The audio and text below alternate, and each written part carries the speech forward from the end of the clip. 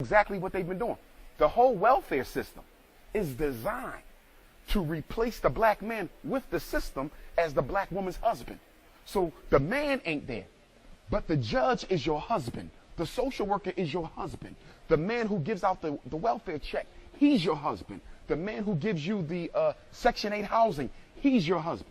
So what they've done in America is they've created a situation where the black woman doesn't need the black man for nothing. Even if she wants your money, she doesn't have to ask you. She can go and have the white man dig in your pockets and take it for her. So you got this relationship between the black man and the black woman where if the sister is not careful, she can be manipulated into being used as a secret weapon of oppression against her own man.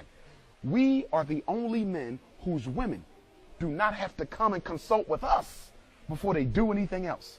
This is a direct outgrowth of slavery, and it was engineered. That's why in America, black women make more money than black men. That's not true for no other group. Black women have more education than black men. That's not true for any other group. We're not faulting our sisters or knocking them in no way. And I want my sisters to understand that. We're just analyzing this system, this structure that's been created that empowers the sister, disempowers the man, and now convinces her that he's worthless and she don't need him and she'll be better off without him.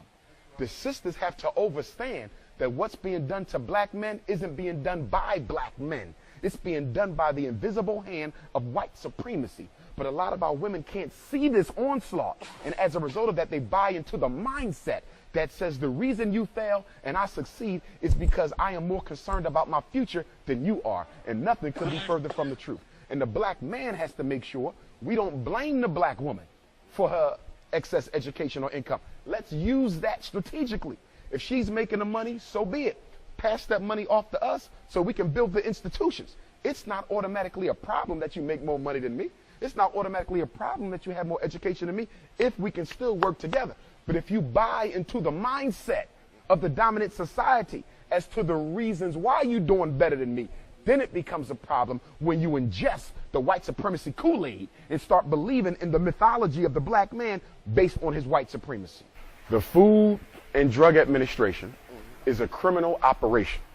The Food and Drug Administration is responsible for determining which medicines and which foods are healthy for human consumption, drugs and food. And in America, there's a thin line between a drug and a food because a lot of the chemicals in food are drugs. So there's really no fine line there. But what they've done over the years is that they have manipulated the definition of what's considered natural, raw, and organic to the point now that you can buy something that has a 100% organic label on the bag, but yet 40% of the contents of that product are not organic, are toxic, and are poison. So they're using the definitions. And what is the definition of power?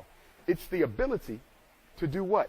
Define reality and make the victims accept it. This is organic. You buy into it. You accept it. This is freedom. You buy into it. You accept it. This is normal, healthy behavior. You buy into it. You accept it. We have to come up with our own definitions. You never accept the definitions of reality that the enemy gives you, because any definition he gives you is designed to confuse you to your reality. See, confusion is the weapon of oppression. If I can get you to not understand what's happening, you will stand still until you find out. So you keep confusion going. That's exactly why the CIA brought drugs into the community back in the 60s and 70s to neutralize the black power struggle. They say if we disorganize the community, if we confuse it, they won't have time to fight us. They'll be too busy fighting each other. You see? For example, there's research out there that shows some of the black organizations in our community, these not-for-profits, 501s, not all of them, but some of them, were set up by the FBI to disrupt progressive organizational activities. So when you look in Portland, you probably got a handful of organizations getting funding who were set up by the FBI, and their job is to disrupt anything progressive. We got to recognize half the books written are written by the FBI. Half the magazines written are written by the FBI. Let me give you an example. We all know who David Duke is. Yeah. Former Grand Wizard of the KKK, at least in the Southern Division. Do you know that David Duke used to write books on black power under the pen name of, I think it was Muhammad X?